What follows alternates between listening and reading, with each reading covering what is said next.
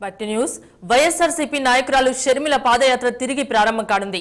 కాలి గాయం కారణంగా 6 వారాల పాటు షర్మిల పాదయాత్రకు బ్రేక్ పడింది. ఈ నెల 6వ తేదీ నుంచి ఆమె తన యాత్రను తిరిగి ప్రారంభించనున్నారు. విరామం తర్వాత మొదలవుతున్న యాత్రను విజయవంతం చేయడం మీదే వైఎస్ఆర్సీపీ నేతలు పూర్తిగా దృష్టి పెట్టారు.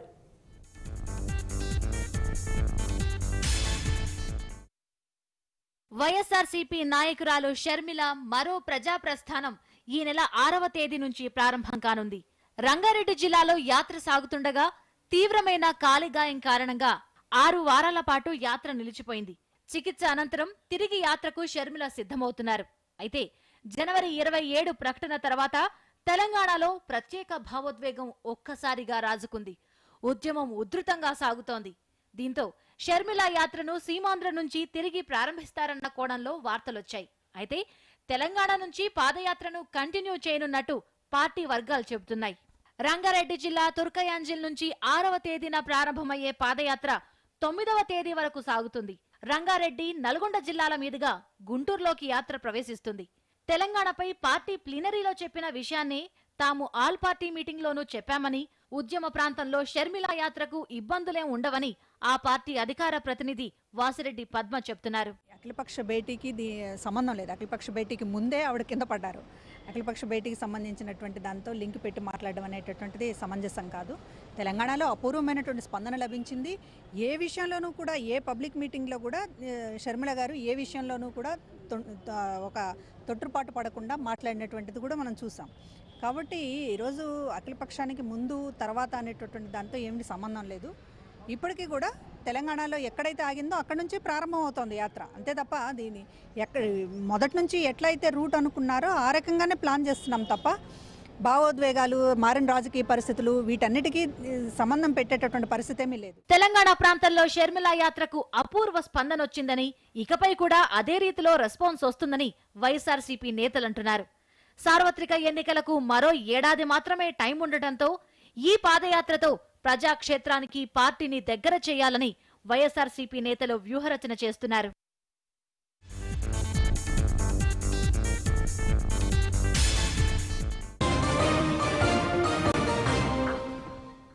అదుపు పొదుపు ఆర్టీసీ సిబ్బందికి అధికారులు పదే పదే చెప్పే మాటలివి. వేగం అదుపులో ఉండాలి, ఇంధన వాడకంలో పొదుపు పాటించాలి. ఈ నీతిని తూచా తప్పకుండా అమలు చేసేందుకు డ్రైవర్ అన్నలు ఒకవైపు తమ శక్తి మేర కృషి చేస్తుంటే, మరోవైపు కొందరు అక్రమార్కులు కుయుక్తితో ఆర్టీసీ ఆదాయానికి గండి పెడుతున్నారు. ఆర్టీసీ డీజిల్ కు ఎసరు పెడుతున్న వైనం కర్నూలు జిల్లాలో వెలుగు చూసింది.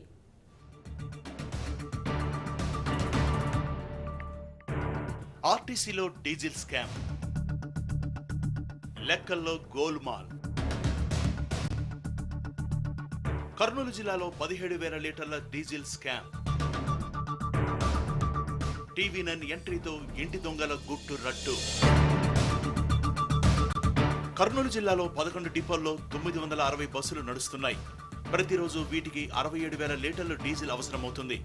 బస్సు కండిషన్ బట్టి లీటర్ డీజిల్ 5.18 కిలోమీటర్లు రావాలి. ఈ లెక్కనే కేఎంపీఎల్ డ్రైవర్లకు ఆర్టీసీ రివార్డులు అందజేస్తోంది. డ్రైవర్లు ఇంధన పొదుపును పాటిస్తుంటే, కొందరు అధికారులు మాత్రం డీజిల్ను పక్కదారి పట్టిస్తున్నారని లెక్కతో సహా తేలిపోయింది. కోవెలకుట్ల డిపోలో కేవలం 6 నెలల వ్యవధిలో 17,800 లీటర్ల డీజిల్ స్కామ్ జరిగింది. ఏ రోజు ఏ బస్సుకు ఎంత డీజిల్ వాడారనేది రికార్డుల్లో నమోదు చేయాలి. కానీ ఆ లెక్కలు ఎక్కడా కనిపించకపోవడంతో డీజిల్ స్కామ్ వ్యవహారం బయటపడింది.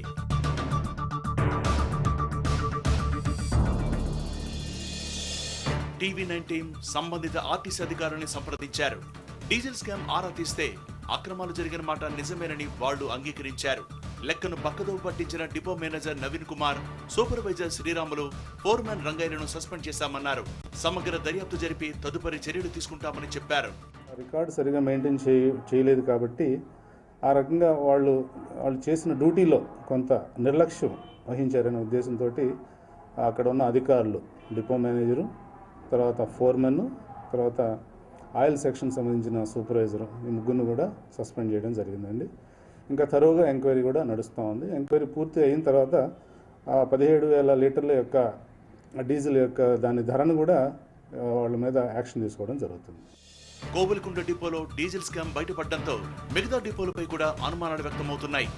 ఒక్క డిపోలోనే 17,000 లీటర్ల డీజిల్ను పక్కదారి పట్టించారంటే ఈ లెక్కన మిగతా డిపోల్లో ఏ మేర డీజిల్ స్కామ్ జరిగిందోనని సందేహం వ్యక్తం చేస్తున్నారు సిబ్బంది. రాష్ట్ర వ్యాప్తంగా ఇలాంటి వ్యవహారాలపై దర్యాప్తు జరపాలని, తిన్నింటి వాసాలు లెక్కబెడుతున్న డీజిల్ దొంగల భరతం పట్టాలని డిమాండ్ చేస్తున్నారు.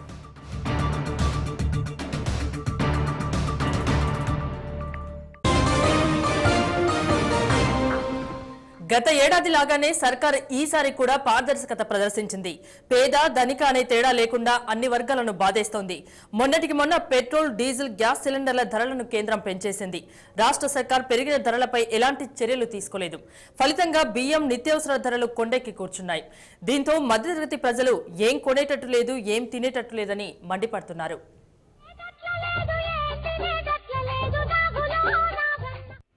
రాష్ట్రంలో పరిస్థితి నిజంగానే ఏం కొనేటట్లు లేదు, ఏం తినేటట్లు లేదు. పెరిగిన పెట్రోల్, డీజిల్ ధరలు నిత్యావసర సరుకులపై ప్రభావాన్ని చూపుతున్నాయి. మార్కెట్లో బియ్యం రేట్లు వింటే పట్టపగలే చుక్కలు కనిపిస్తున్నాయి. పప్పులు, ఉప్పుల ధరలు ముట్టుకుంటే మండిపోతున్నాయి. ఇక కూరగాయల రేట్లు వింటే మనసుకు గాయం కాక తప్పదు.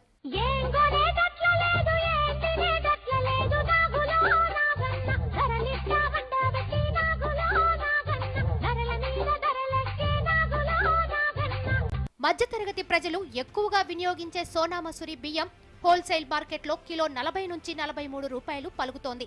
రిటైల్ డీలర్లు 41 నుంచి 45 రూపాయల వరకు అమ్ముతున్నారు.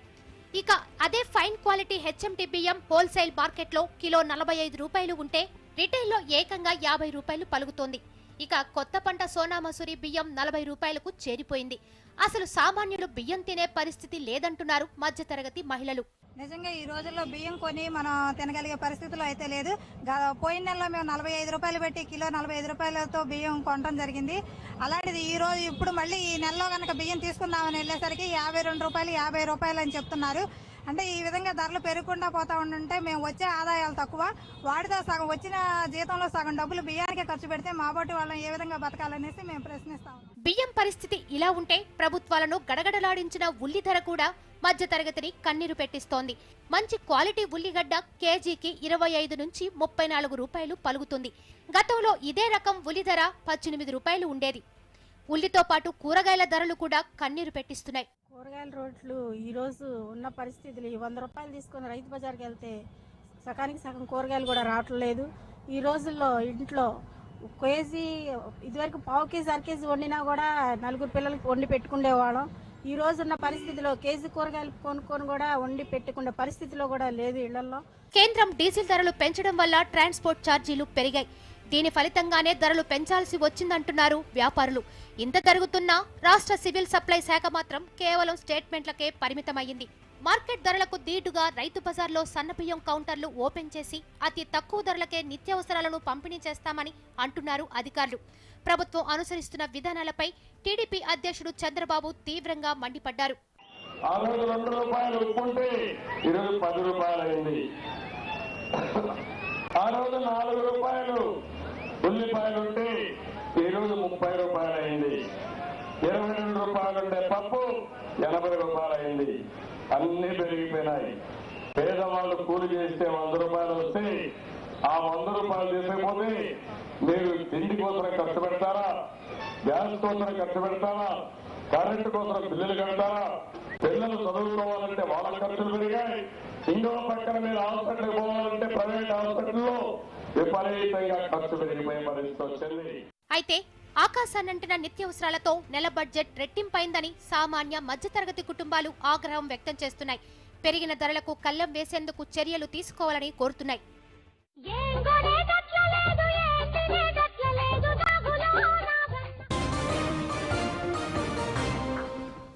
పురాణ కాలంలో మహామహా రాక్షసుల్ని మట్టి కరిపించిన మహాదేవుడు కలికాలంలో మైనాసులను మాత్రం ఎదుర్కోలేకపోతున్నాడు.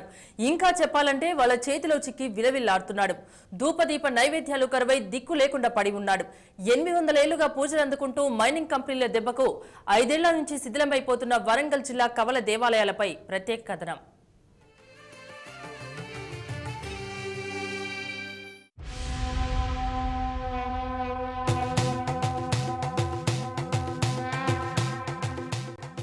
స్తంభాల గుడంతటి ప్రత్యేకత, 100 ఏళ్ల చరిత్ర, కళ్ళు తిప్పుకోలేనంత శిల్ప సౌందర్యం ఇప్పుడిలా కళతప్పి కాలగర్భంలో కలిసిపోబోతోంది.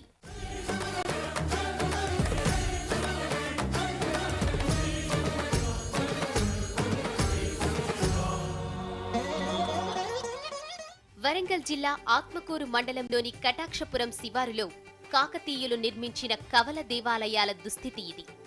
1220లో గణపతిదేవ మహారాజు ఈ కవల ఆలయాల్ని నిర్మించారు. గర్భగుడి నుంచి గోపురం దాకా 2 శివాలయాలు అచ్చుగుద్దినట్లుగా ఉంటాయి. దాదాపు 6 ఎకరాల విస్తీర్ణంలో అద్భుతమైన శిల్ప సౌందర్యంతో ఈ 2 ఆలయాల్ని నిర్మించారు. శివరాత్రి పర్వదినాన వేలాది మంది భక్తులతో కవల ఆలయాలు కిక్కిరిసిపోయేవి. కేవలం శిల్ప సౌందర్యమే కాదు, ఇక్కడి ఇంజనీరింగ్ నైపుణ్యం కూడా అద్భుతమే. ప్రధాన ద్వారాన్ని తడితే వీణమీటిన శబ్దం వినిపిస్తుంది.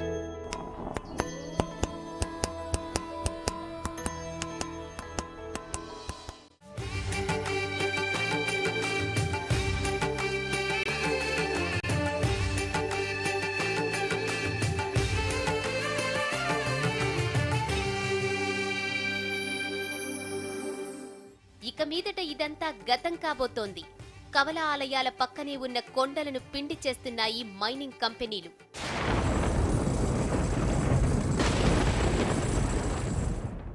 ఆ కంపెనీలు యథేచ్ఛగా జరుపుతున్న పేలుళ్ల ధాటికి ఇక్కడి నిర్మాణాలు కదిలిపోతున్నాయి.